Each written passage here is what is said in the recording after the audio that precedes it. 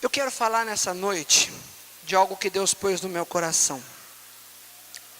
E é extremamente difícil o que eu vou falar. Quem aqui já se sentiu inferior? Não precisa levantar a mão. Quem aqui já se sentiu complexo de inferioridade? Só vai respondendo. Quem aqui já se sentiu desprezado?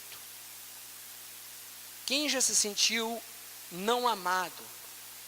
Quem já se sentiu não importante, não sendo importante? Deus vem falando muito forte comigo esta semana a respeito disso.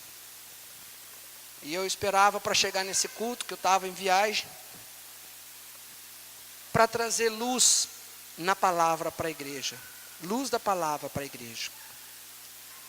E muita gente se sente assim. Infelizmente, por causa da nossa alma. A alma é uma coisa que é difícil a gente saber lidar com ela. É difícil a gente dominar ela. É difícil a gente segurar. O cristão tem que andar no espírito. Mas a maioria das vezes ele age na alma. Ele não consegue discernir o que é espírito do que é alma. E isso me preocupa. Porque o diabo vem ceifando na alma das pessoas. A alma é onde está o seu livre-arbítrio. É onde está o poder das suas decisões. E aí o que acontece? As pessoas não conseguem agir. Mas tem um porquê que eu quero falar nessa noite. Tem uma razão que eu quero falar nessa noite. Só que eu sei que essa palavra é o tipo de palavra que eu tenho que pregar ela esse mês que vem, no outro mês, porque a gente esquece. Sabe aquela palavra do semeador, que o semeador saiu a semear, e uma semente caiu à beira do caminho, veio uma ave e levou? Sabe aquela outra semente que entrou, mas entrou em solo rochoso, até entrou um pouquinho, mas veio o sol, e aí morreu? Sabe aquela outra semente, que é a terceira, que caiu entre os espinhos, e cresceu e foi sufocada? E aí tem a quarta semente, que é aquela que cai numa terra fértil. De 4, uma é terra fértil. 3, por que eu disse que eu teria que repetir essa mensagem esse mês, o mês que vem, outro mês? Porque muitas pessoas, quando recebem a palavra, deixam a ave de rapina levar a semente da palavra embora. Outros, a semente do culto entra, mas entra em solo rochoso. Outros entram entre espinhos. E muito poucos, se a gente pegar dividindo por 4, é 25%. De 100, 25. A cada 10 pessoas, 2,5 pessoas recebem a palavra desse jeito. Se for nessa proporção. 1 por 4. Isso é muito pouco. Então eu gostaria que você meditasse muito no que eu vou falar. E que desde dessa palavra ela já entrasse no seu coração como terra fértil. Não entrasse superficial, nem fosse por cima. Eu quero falar de cura da alma. Embora você já foi para o encontro, embora você já fez alguns que fizeram até o reencontro, embora alguns aqui sejam líderes, mas ainda não conseguem ter total domínio sobre a alma. E isso daí vem destruindo pessoas. Vem acabando com pessoas. E eu preciso falar disso. Então, quando você se sentir desprezado, quando você se sentir mal, quando você se sentir inferior, é porque você esquece de um tipo de suprimento, de alimento, que deveria existir no seu coração, que não vai te permitir isso. Eu tenho meditado muito na palavra de Deus. Eu não sou perfeito, mas se tem uma coisa que constantemente é uma coisa que me pega, é essa área do equilíbrio emocional, a mente da gente saber repartir o emocional. Todo mundo aqui tem qualidades. E as suas qualidades, você às vezes não olha ela. Você olha mais as qualidades dos outros do que as suas qualidades. E quando que você olha as qualidades dos outros? Quando as qualidades dos outros ficam evidentes para você. Quando aparece. Você vê a moça cantando, você fala, ela tem a qualidade, ela canta bem. Você vê outro pregando no culto, você fala, ele tem uma qualidade, ele prega no culto. Quando a gente vê as pessoas fazendo as coisas, a gente observa naquelas coisas a qualidade. Quando eu vejo o Mauri mexendo lá na porta e fazendo um negócio assim de madeira, eu vejo qualidade, você vê qualidade. Quando você vê o Rogério mexendo no site, no sistema, você vê qualidade. Quando as pessoas fazem as coisas, você vê qualidade, mas raramente você observa as suas qualidades. Mas em compensação, para ver defeito, você tem um olho em você que é absurdo. Para ver algo e se sentir menor, nós temos uma capacidade ímpar de nos enxergar menor que as pessoas. E quando nós enxergamos nós mesmos como menor, muitas coisas vêm junto. É como você pedir uma salada, e aí você passa num restaurante no self-service, pega a salada e fala assim, ó, primeiro eu vou comer salada, mas aí lá onde você pega o tomate, o alface, qualquer outra coisa, tem o sal, tem lá o sazon, tem lá um shoyu, tem lá o tempero de rosé, tem vários temperos. Quando você se sente inferior, o diabo tempera com muita coisa em você, dizendo que você não é amado, dizendo que você não é importante, dizendo que você não tem valor. E o diabo, ele é sujo. Quantos aqui entendem que o diabo conhece a palavra de Deus aqui? Levanta a mão. Conhece muito. Então quem conhece a palavra, queridos, fica fácil de trabalhar, seja para o lado do bem, ou seja para o lado do mal.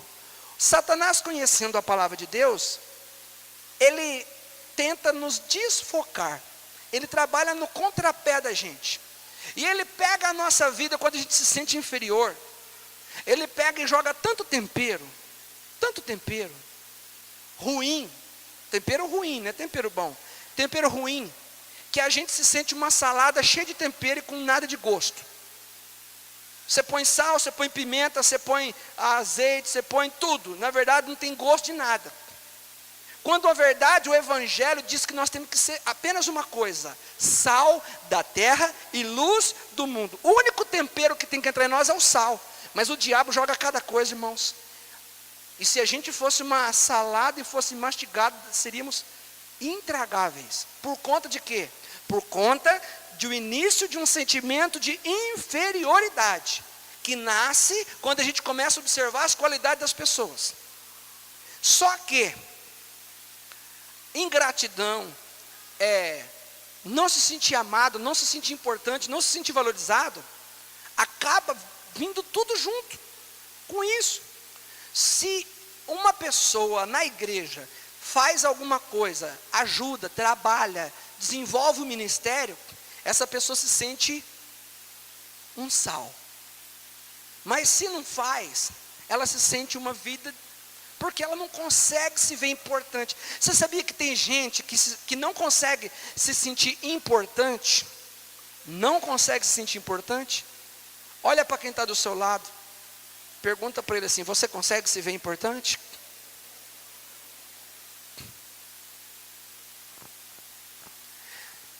Eu estou só na introdução. São reflexões que Deus vem falando comigo, meu coração. Quer ver uma coisa? Sentimento complexo de inferioridade e sentimentos vêm sufocando talvez a tua vida. Por quê? Porque outros não te vê com certo valor, e aí você se frustra. E o que é pior? Vou falar o que é pior. E quando você se desdobra, você já imaginou quando você se desdobra? Quando você faz as coisas para ajudar alguém, quando você se importa com pessoas, quando você estende a mão para ajudar pessoas. E aí o que acontece?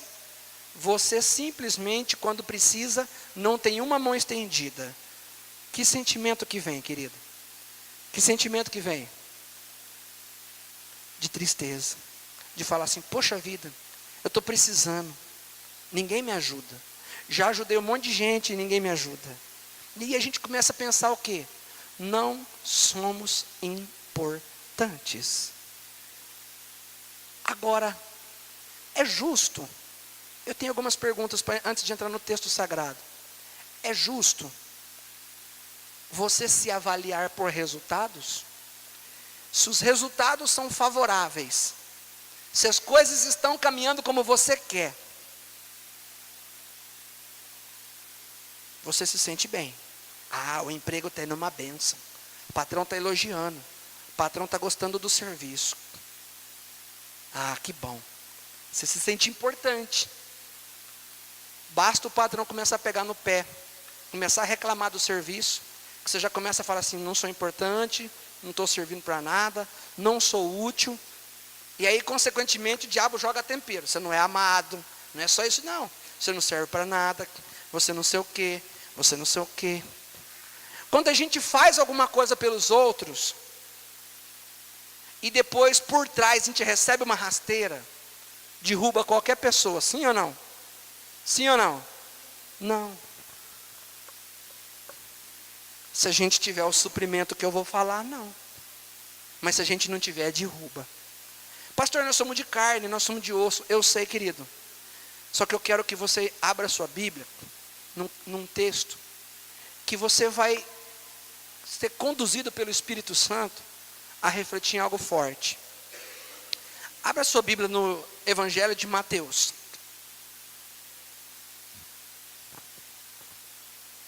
Capítulo 27.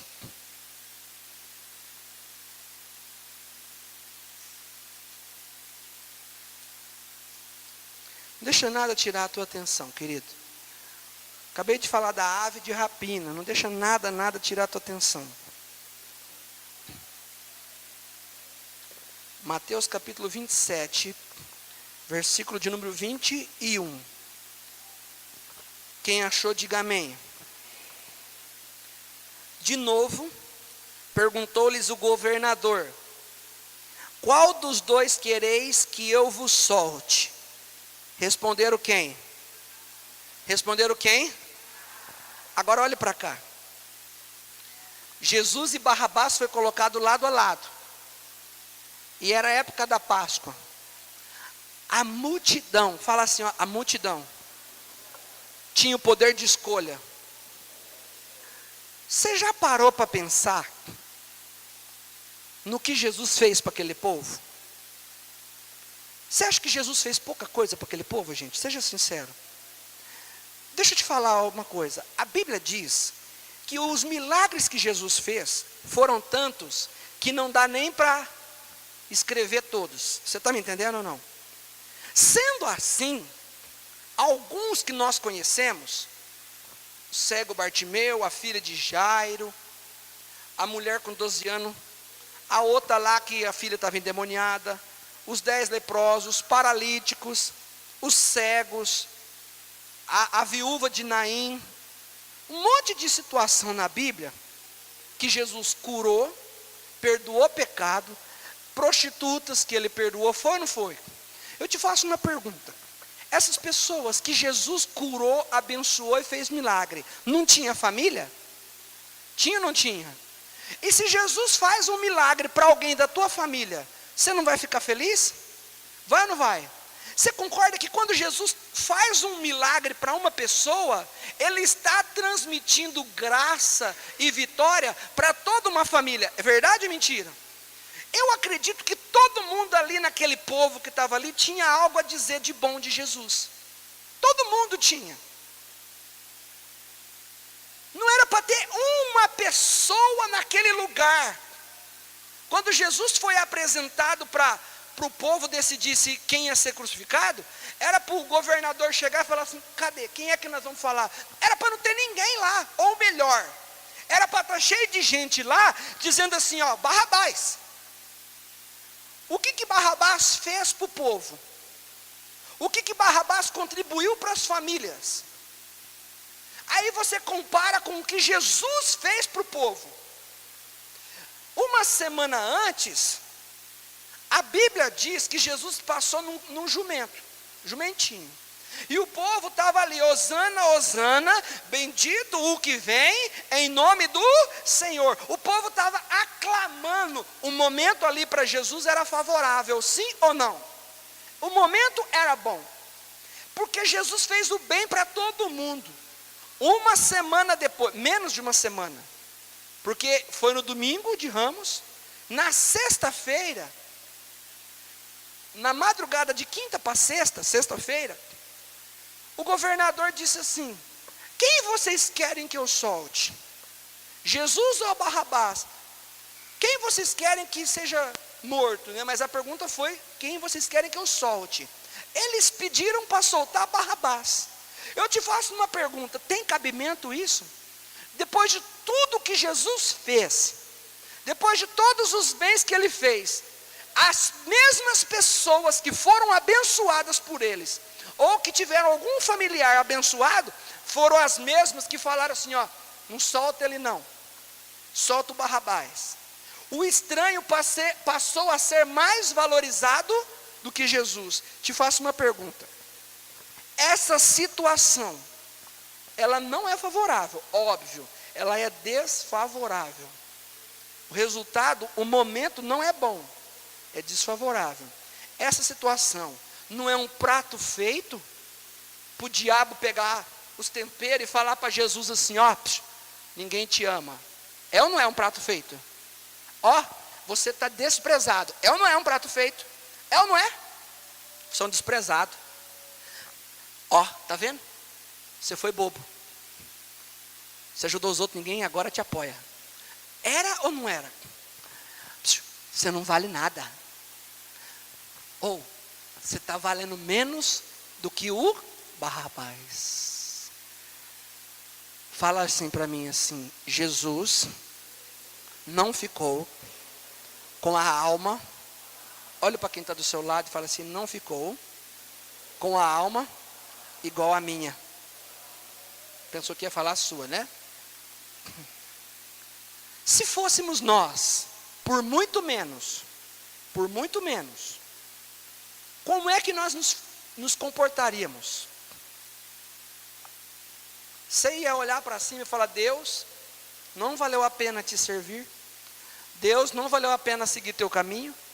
Deus, esse povo aqui é ingrato. Deus, o mundo está melhor que a igreja. O que você ia falar? Agora eu te faço uma pergunta: Jesus era importante, sim ou não? Mas o povo demonstrou importância para ele. O povo valorizou ele. O povo fez o que? Desprezou. Agora eu te faço uma pergunta: aquilo que parece ser é o que é? Aquilo que parece ser é o que é? O que parece ser? Parece que Jesus não vale nada. Parece que Jesus não tem valor. Jesus aqui podia falar assim: ó, eu estou abaixo de Barrabás. Poderia vir um complexo de inferioridade em Jesus e falar: eu estou valendo menos que o Barrabás. Parece que Jesus não vale nada. Parece que Jesus não tem importância. As pessoas estão dizendo que ele não é importante, porque quando eles dizem Barrabás, nas entrelinhas, eles estão dizendo tudo isso. Porque para quem sabe ler, um pingo é letra. É isso que o povo está dizendo. É isso.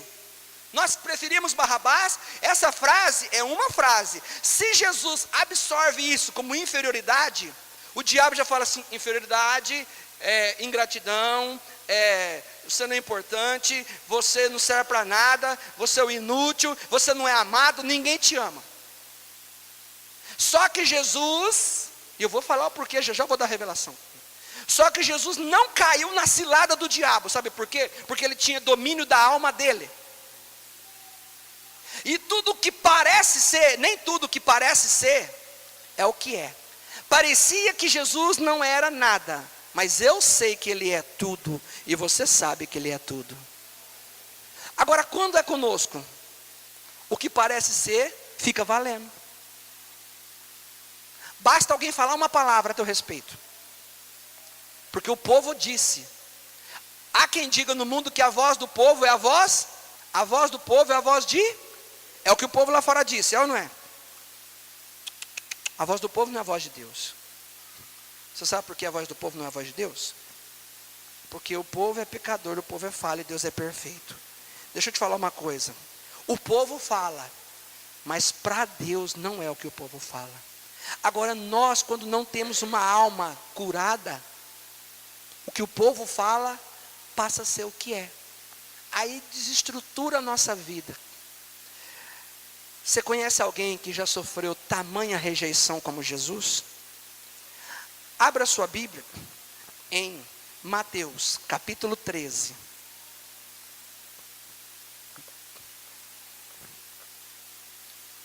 O versículo, vai abrir Mateus 13. É o 54, o versículo. E chegando à sua terra, ensinava-os na sinagoga, de tal sorte que se maravilhavam e diziam: de onde vem esta sabedoria? E estes poderes miraculosos? Não é esse o filho do carpinteiro? Está menosprezando, vocês estão vendo aí? Ele não é o filho do carpinteiro? Não se chama Maria, sua mãe, Maria, e seus irmãos Tiago, José, Simão e Judas? Não vive entre nós todas as suas irmãs? De onde lhe vem, pois, tudo isso? E escandalizavam-se nele. Jesus, porém, lhes disse: não há profeta sem honra, senão na terra, na sua terra e na sua casa. O que o povo da terra dele, da cidade dele, fazia? Valorizava ou desprezava? Valorizava ou desprezava? Como é que você caminha num lugar que o povo despreza você? Como que você se sente quando alguém despreza você? Como você se sente quando você olha para alguém e vê que as pessoas falam assim: ah, aquele sim, aquela sim. E fala assim: mas você é o filho do carpinteiro. Não é motivo para você se sentir menos do que os outros? Só que Deus não quer que você sinta isso. Deus quer que você tenha uma alma curada. E nessa noite Ele vai trazer a cura para a tua vida em nome de Jesus. Você sabe por que Jesus sofreu tudo isso? Abra sua Bíblia em Isaías 53. Isaías 53. Versículo 3. Quem achou, diga amém. Está escrito assim, ó: era desprezado e o mais rejeitado entre... que ele era? O mais homem de dores, que sabe o que é padecer, e como de quem os homens escondem o rosto. Era desprezado e dele não fizemos caso. Jesus foi o homem mais rejeitado e desprezado. Vocês estão entendendo ou não? Esse texto de Isaías, veio muitos anos antes de Jesus nascer. E se cumpriu a profecia, onde Deus revelou que Jesus seria desprezado. Foi ou não foi? Agora eu te faço uma pergunta. O que Jesus falou na cruz? Pai, perdoa eles, porque eles não sabem o que... Isso significa perdão e amor. Deixa eu te fazer uma pergunta.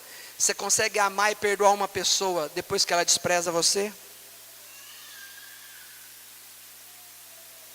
É forte ou não é? Por que ele conseguiu, se fizeram tudo isso? O quê? Fui trocado por Barrabás? Que se exploda esse povo. Eu tenho que morrer pelos brasileiros, pelos americanos. De um jeito ou de outro ele tinha que morrer para salvar o mundo, certo? O que ele podia fazer? Eu vou morrer pelo mundo e esse povo aqui, eu já dei o tempo deles.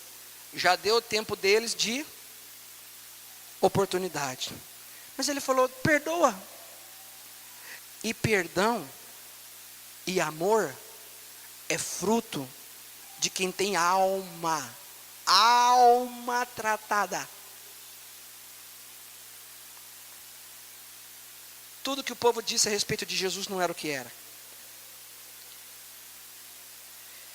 A Bíblia diz um outro homem. Se você ficar assim, porque era Jesus, pastor. É fácil falar de Jesus. Jesus era perfeito. Quando eu falo de Jesus, sempre tem aquele que pensa assim: Jesus era Jesus. Eu não sou. Fala para quem está do seu lado assim: você não é Jesus.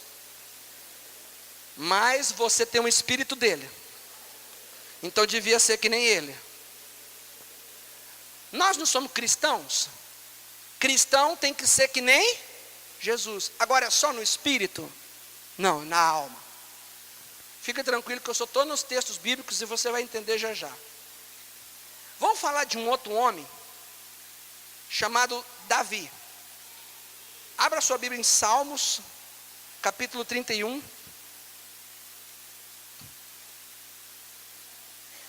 Versículo 12. Salmos 31, 12. Está escrito: olha Davi. Ele disse assim: estou esquecido no coração deles, como morto, sou como um vaso quebrado, pois tenho ouvido a murmuração de muitos, terror por todos os lados, conspirando contra mim, tramam me tirar a vida. Estava com a alma que jeito? Se sentindo bem ou se sentindo mal? Estava se sentindo amado ou desprezado? Irmão, todo mundo já se sentiu desprezado.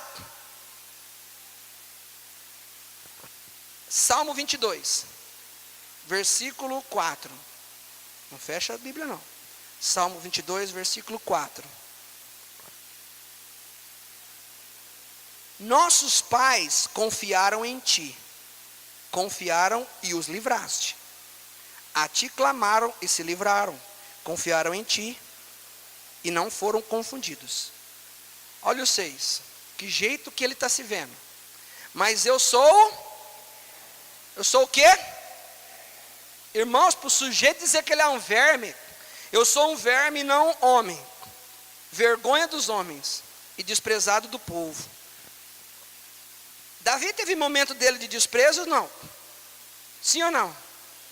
Agora, você também já teve os seus.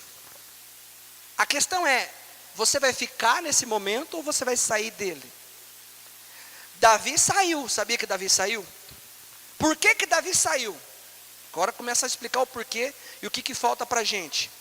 Por que que Davi saiu? Porque Davi buscou a sua identidade em Deus.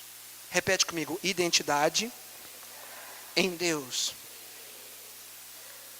Os resultados de Davi aqui eram favoráveis ou desfavoráveis? E você, quando está vivendo um momento desfavorável, como é que você se sente? Não tenho carro, fulano tem carro. Fulano tem um emprego bom e eu não tenho, então sou inferior a ele.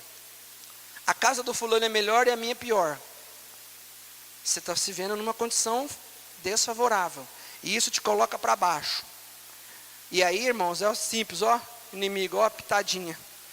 Você é assim porque Deus não te ama. Deus se esqueceu de você. Tudo isso, todo o nosso trabalho que nós damos uns para os outros na área da alma, tem uma resposta: identidade. E identidade fala de propósito. Sabe por que eu não posso me sentir inferior a você? E eu não me sinto inferior. E não a você e nem a ninguém. Sabe por quê? Porque ninguém aqui é igual a ninguém. Somos únicos. Eu não sou inferior e nem sou superior. Eu sou único. Deus, quando te fez único. Fala para quem está do seu lado assim: você é único. Chacoalha essa pessoa e fala assim: você é único. Agora veja bem, se eu sou único, eu tenho concorrente? Eu tenho concorrente? Não. Se eu não tenho concorrente, por que eu tenho que me sentir inferior? Eu estou falando de me sentir.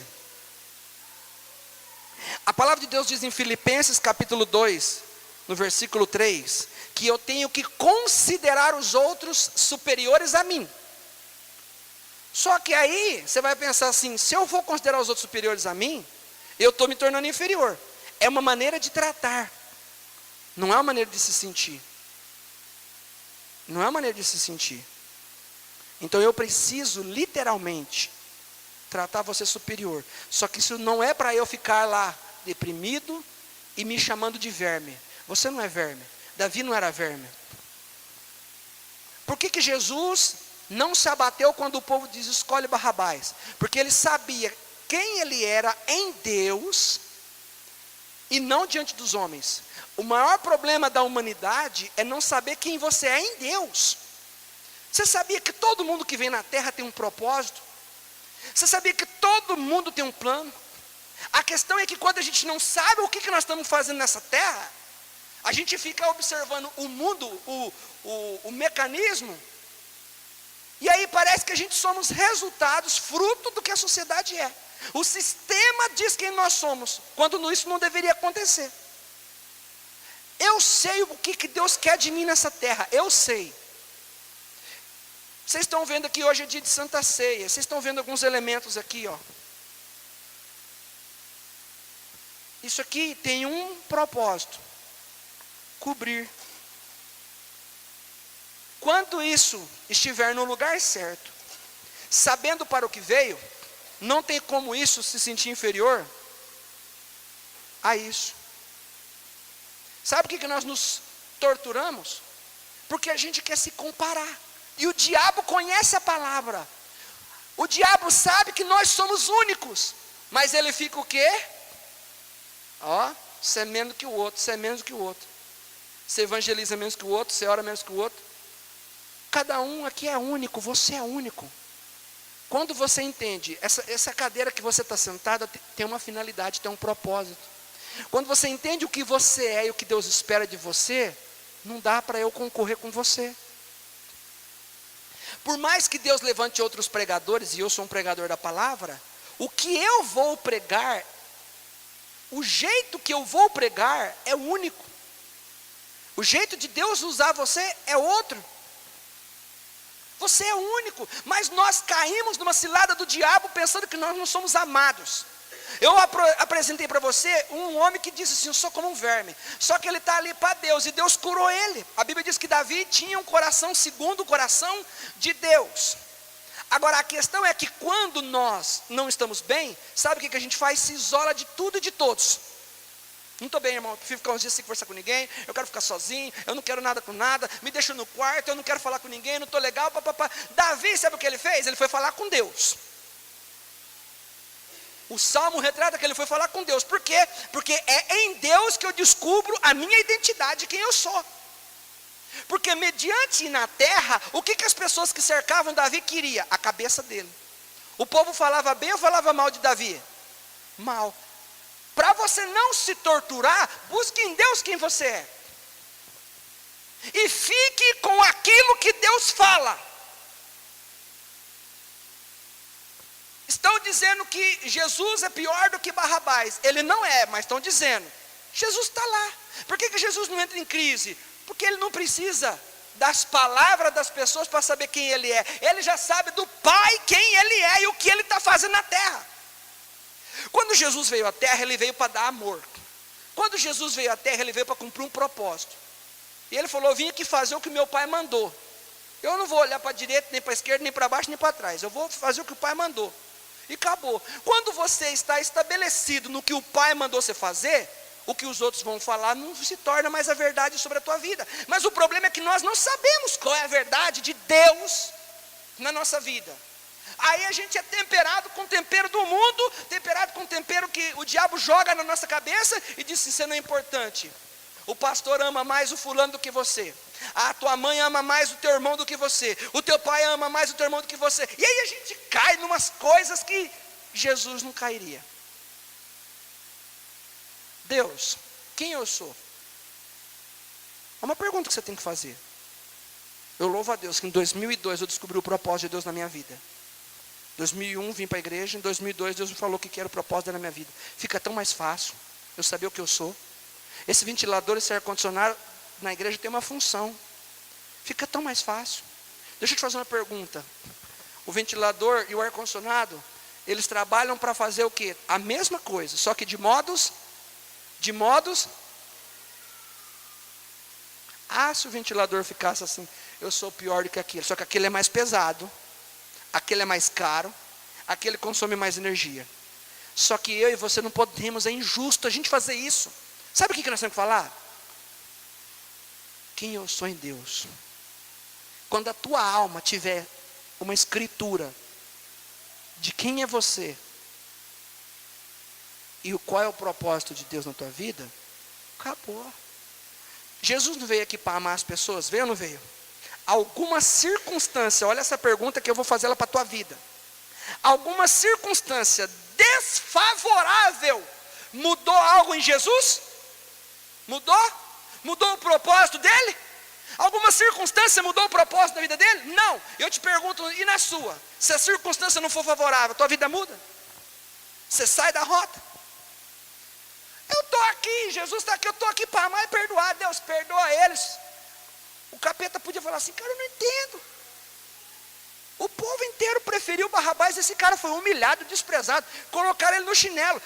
Mas Jesus devia estar falando assim, não importa o que falaram. Eu sei o que eu sou, eu vim aqui para ser como essa tampa, para cobrir. Eu sou como esse ventilador, eu sei o que eu estou fazendo aqui. Eu sei o que eu estou fazendo aqui. Se não tiver ninguém sentado nessas cadeiras, ele vai girar, o ventilador vai girar. Se a igreja estiver cheia, ele vai girar. Se estiver chovendo, ele vai girar. Porque ele sabe o para que ele está aqui. Quando nós não sabemos o porquê estamos aqui, fica uma lacuna de dúvida. E aí nós vamos buscar essas dúvidas no sistema da sociedade. E o sistema da sociedade é cruel. A sociedade é cruel. Porque quando você tem dinheiro, você vale. Quando você tem situação boa, você é importante. Todo mundo te chama para sair. Todo mundo te chama para sair. Fica numa pendura para você ver só, se vai aparecer alguém. Fica numa pendura para você ver. Porque é isso que a sociedade faz. A sociedade olha resultado. Mas a alma em crise e inferioridade, ela se toma por base, olha para você ver onde que a identidade vai profundo. Para você ver como é que é muito mais além a identidade. Elias, quantos já ouviram falar de Elias? Levanta a mão aqui. Você sabia que tem um texto na Bíblia que diz que Elias era competitivo com o pai dele? Ai, Deus me pegou nesse texto. Essa semana Deus me pegou nesse texto. Falei, rapaz, o sujeito do tal de Elias era competitivo. Sabe o que está escrito em 1 Reis 19? Quando ele ficou com medo da Jezabel? Versículo 1 e 2 de 1 Reis 19 diz assim, que a Jezabel falou assim, amanhã essas horas, até amanhã essas horas eu vou acabar com a vida do Elias. Elias ficou com medo da Jezabel, fugiu, entrou numa caverna. Agora, olha só o que é falta de identidade. Elias foi usado por Deus e não tinha identidade. É possível isso, produção? Como que é possível isso, produção? Vou te provar que Elias foi usado, um homem usado. Para o homem chegar e falar assim, ó, não vai chover, agora vai chover. Ele matou 850 macumbeiros, 450 profetas de Baal, mais os de Baalins. Ele não foi usado? Foi ou não foi? Sabe por que ele era assim? Porque ele tinha uma competição com o pai. Só que quando, olha só, que isso precisa ter muita atenção. Ele viveu um momento, em 1 Reis 18, onde tudo que ele falava, Deus fazia. Fogo no altar. Colocou água no altar e falou, o Deus que responder por fogo, vai descer fogo aqui do céu e vai consumir a oferta. E o que ele falava, ele estava no momento favorável. Estava ou não estava? A alma dele estava que jeito? Lá em cima. No 18. No 19, presta atenção, no 19. A Jezabel ficou sabendo que ele matou os profetas dela e falou, eu vou matar ele. Não era para ele falar assim, matei 850, vou matar 851. Pode vir que você vai ver só. Se você chegar perto de mim, eu vou mandar Deus fulminar você. Ele não estava com autoridade, mas ele fez o quê? Fugiu. O que ele se sentiu? Inferior a uma rainha Jezabel. Quando ele foge, ele diz a seguinte frase: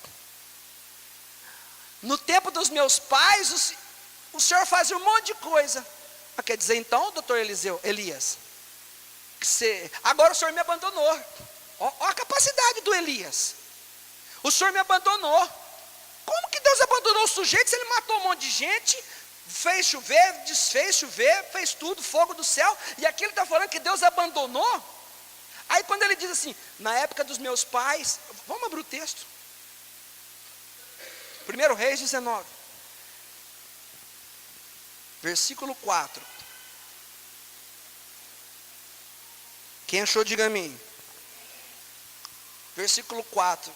Ele mesmo, porém, se foi ao deserto, caminho de um dia, e veio e se assentou debaixo de um zimbro, e pediu para si a morte. Um cara que pede a morte, que jeito que está a alma dele? Basta, toma agora, ó Senhor, a minha alma, pois não sou melhor do que? A boca fala o que o coração? Então, eu não sou melhor que o meu pai. E se você não for melhor que o seu pai, qual que é o problema? O que ele fez? Ele competiu, ele está comparando. Está se sentindo inferior a quem? Aos pais. Como é que você vai competir com inferioridade ou superioridade? Você é único. Eu sou inferior a meu pai. E daí? Você é diferente, não é inferior, você é diferente. O que ele queria? Ele queria ser mais do que os pais dele.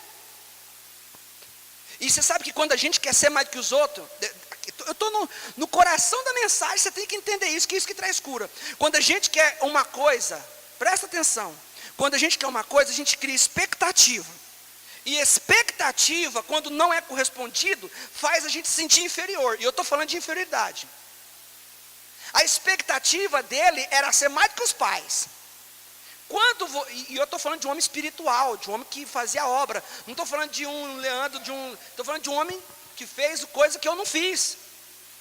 Só que não importa, se você tem um dia de conversão, ou tem 20 anos de conversão, todo mundo sempre coloca uma expectativa a mais. Só que aí é um problema, porque quando não é correspondida a tua expectativa, você se sente inferior. E caiu no laço da inferioridade, meu irmão. O inimigo tempera, que tempera bonito. Eu não sou melhor que meus pais, eu quero morrer. Porque eu não sou melhor que os meus pais, eu quero morrer. Você é único. E quantas pessoas nos dias de hoje se compara a um tio, a um primo, ao irmão, à irmã, ao pai ou à mãe? Eu sou único. E a gente sofre. Porque a mãe dá uma coisa, faz um negócio, o pai faz um negócio, o tio faz um negócio, o vô, a avó, o patrão, o pastor, o líder. Você é o único. Presta atenção.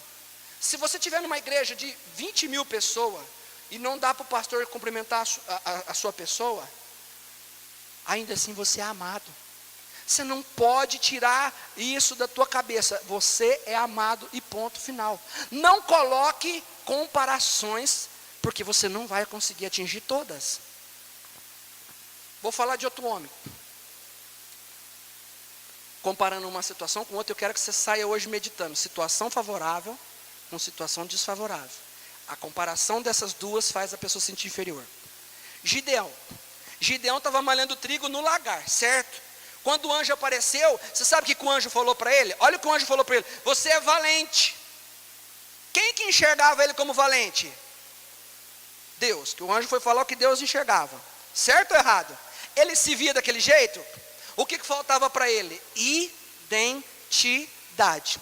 Qual era a identidade que Gideão tinha? Eu sou o menor da minha casa, minha família é a mais pobre. Por quê? Porque ele se nivelou pelo sistema da sociedade. E hoje tem muita gente assim.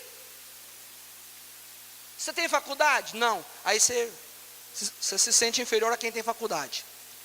Você ganha bem? Não. Aí você se sente inferior a quem ganha bem. Por quê? Porque nós somos assim. Parece que não tem valor o que você faz. Aí você se sente assim.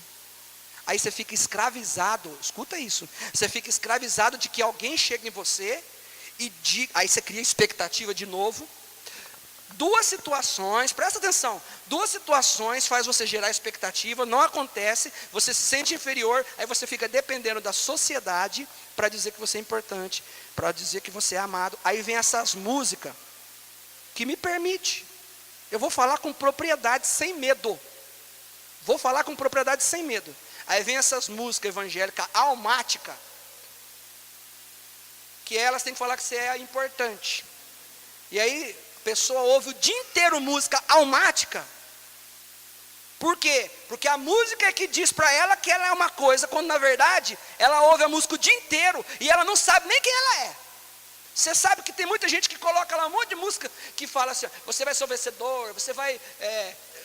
quem te viu passando a prova e não te ajudou, você vai estar no altar, na beça, no palco, você vai voar, você vai ser isso, o mar vai se abrir, você vai pisar na cabeça de todo mundo, vai humilhar todo mundo.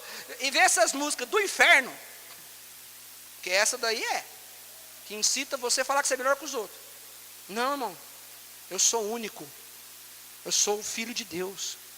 Se eu estiver dependendo, escuta o que eu vou falar, se eu estiver dependendo de um louvor, para dizer que Deus me ama, e eu tenho que saber que Deus me ama, você tem que saber que Deus te ama, e ponto. Não é pecado ouvir o louvor, mas tem muita gente que ouve louvor de almático, que fala Deus te ama, Deus te ama, Deus te ama, e chega na igreja, ninguém me ama. Então o que está fazendo escutando esse monte de louvor que ama, que não ama, que não ama? É por isso que é melhor você ouvir louvor assim, Deus, Tu és santo. Deus, toda a honra, toda a glória ao Senhor. Música que você declara quem Deus é na tua vida. Nós precisamos mais de louvores que diz quem Deus é do que quem nós somos. Porque quando a gente fala quem Deus é porque nós sabemos quem nós somos. Deus, eu sei que Tu és santo. Só estou dizendo que Ele é santo, mas porque eu me coloco no lugar, eu estou debaixo dEle. Eu sou amado. Eu sou querido por Deus. Pode ter o povo falando assim, eu prefiro Barrabás. Problema nenhum. Eu viajo, o povo escuta a pastora pregando. A pastora foi top. Eu me sinto amado do mesmo jeito, irmãos. Se fosse você no meu lugar, você ia ficar com ciúme? Fulano prega melhor que você. Não, irmão, sou único, sou amado. Aí o anjo disse para o Gideão assim, você é valente. Ele disse, eu sou o menor. Sabe o que ele falou? Olha a revelação da palavra. Ele disse assim, Juízes 6 diz que ele disse assim, os meus pais, olha só, os meus pais me contaram que Deus fez maravilhas no Egito. Vou repetir. Os meus pais, para de brincar no fundo com crianças, vamos prestar atenção. Os meus pais fizeram maravilhas no Egito.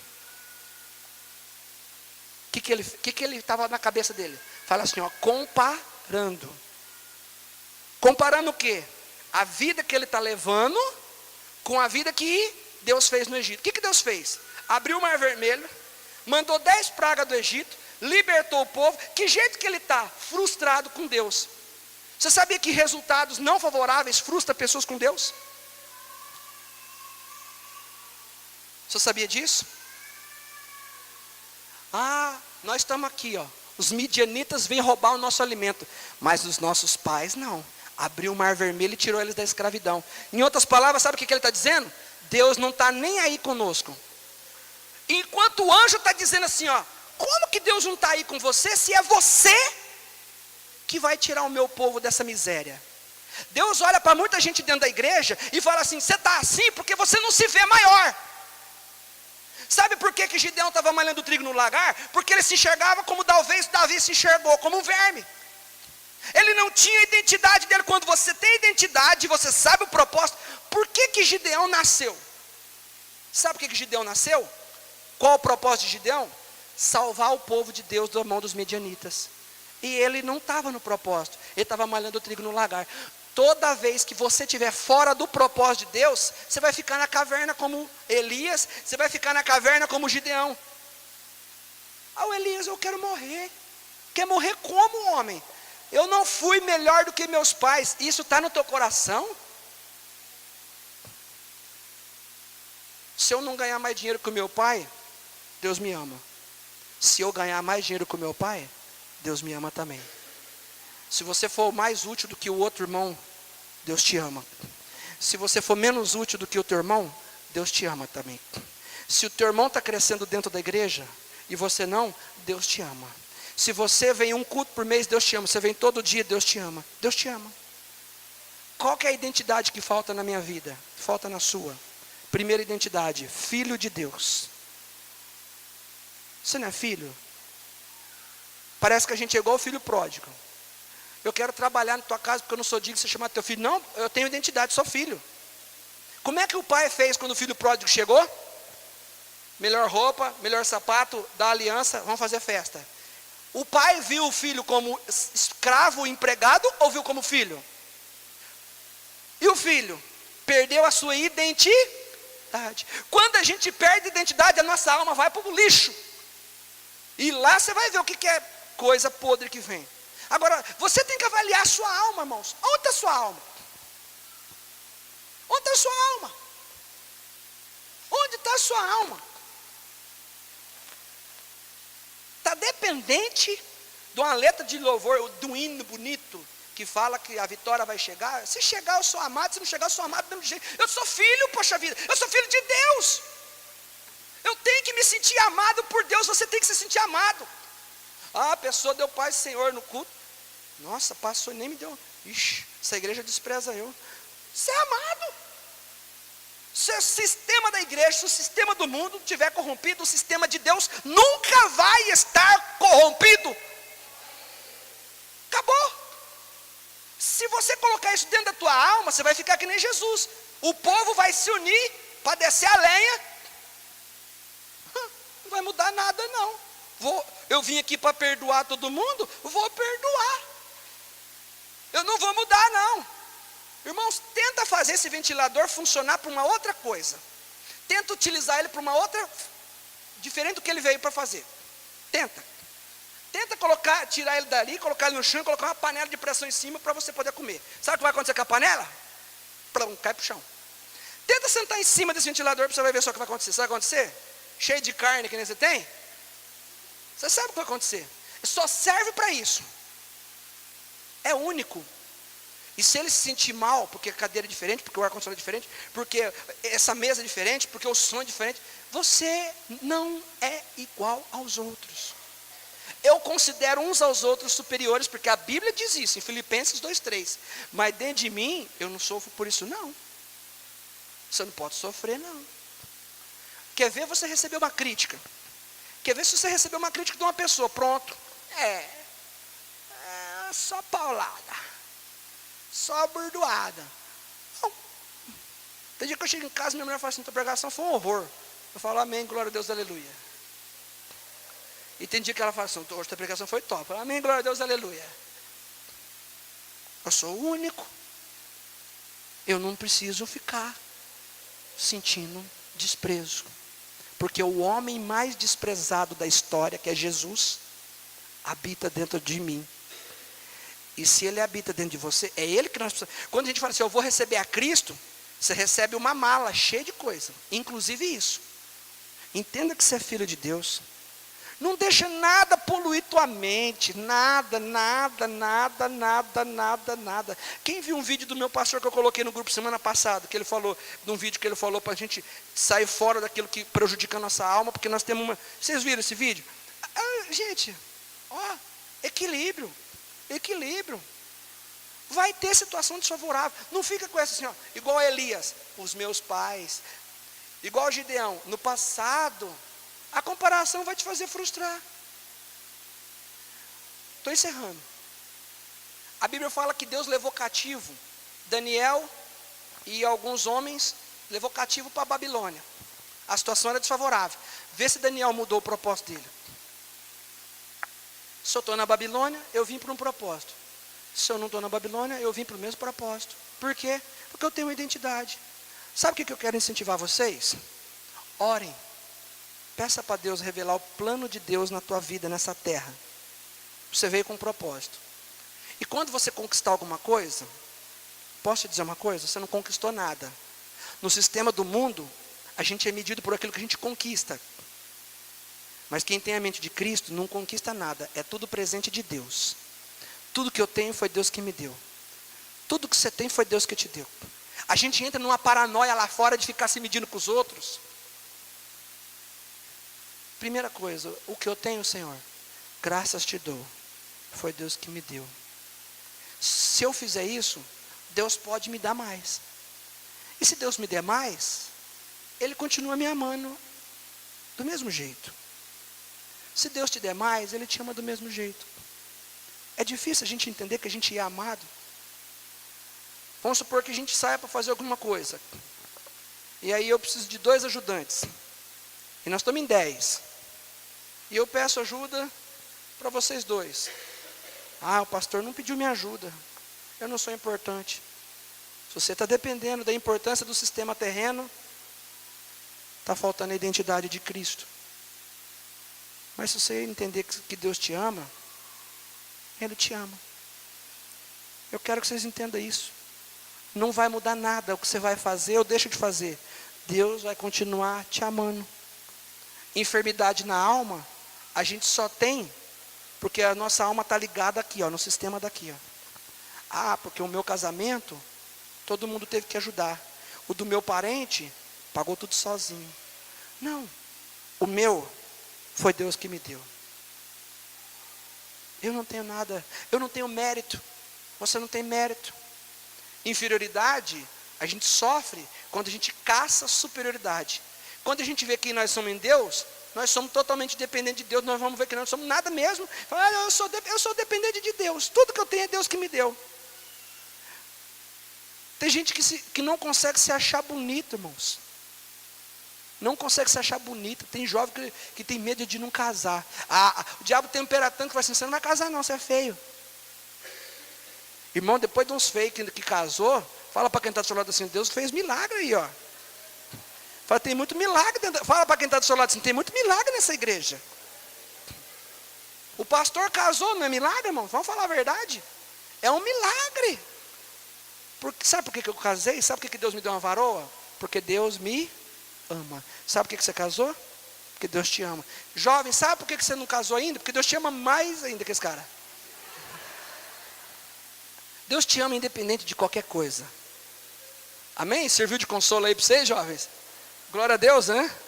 Mas vou te falar uma coisa. Todo mundo também que Deus ama mais, a Bíblia diz que tem que carregar a cruz. Então já você vai ter que carregar a cruz. Então vai ter que casar. Amém? Glória a Deus. Só que a cruz nos leva à salvação. Amém, queridos? Eu quero que você fique em pé e nós vamos orar.